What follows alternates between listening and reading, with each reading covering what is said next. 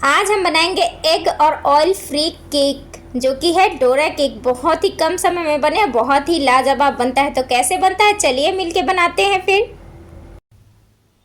Hello friends, कैसे हैं आप लोग? आई होप कि आप लोग बहुत ही अच्छे होंगे। तो आप लोगों का स्वागत है मेरी दुनिया में। जी हाँ, मेरे चैनल मेरी दुनिया में।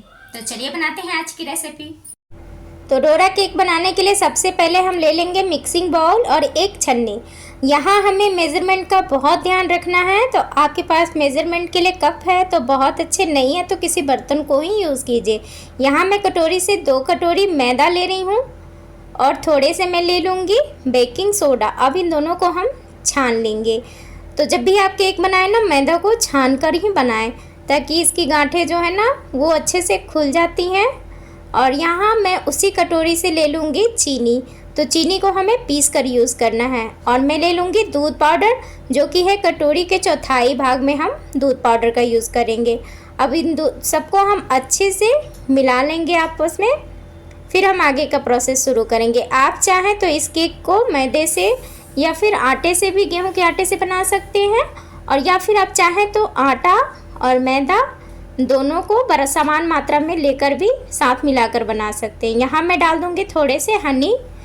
तो हनी आपके पास हो तो डालिए, नहीं है तो स्किप कर दीजिए। फिर हम रूम टेम्परेचर पे दूध का यूज़ करेंगे और थोड़ा थोड़ा दूध डालकर हम अपना लिक्विड तैयार करेंगे। तो हमें दूध थोड़ा थोड़ा से डालना है और एक ही डायरेक्शन में मिक्स करना है ताकि गांठें ना बने।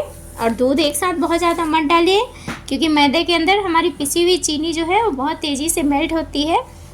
तो ज़्यादा आप डाल देंगे एक साथ तो ये पतला हो जाएगा, इसलिए थोड़ा थोड़ा सा डालिए और मिलाते जाइए। यहाँ आप अपने पसंद के कोई सा भी एसेंस का भी यूज़ कर सकते हैं।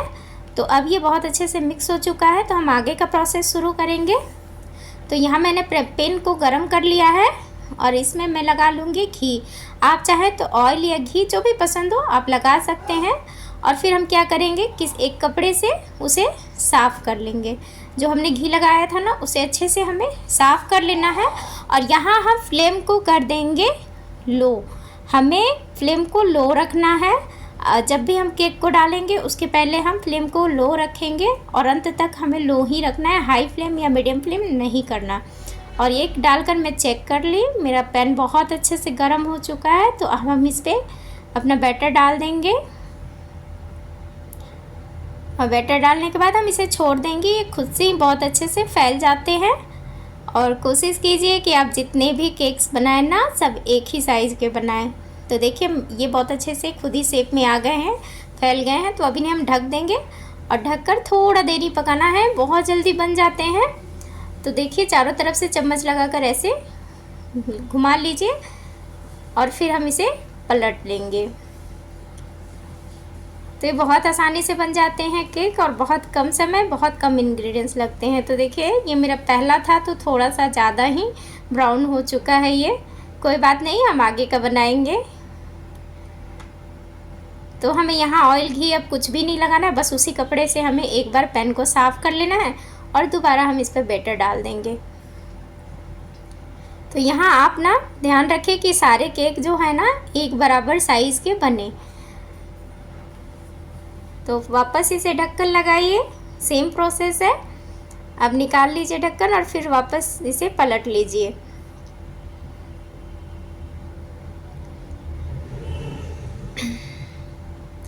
ये केक ना बहुत जल्दी बनते हैं। ये देखिए ये बिल्कुल इसी तरीके से हमें बनाना है। ये केक हमारा परफेक्ट बना है।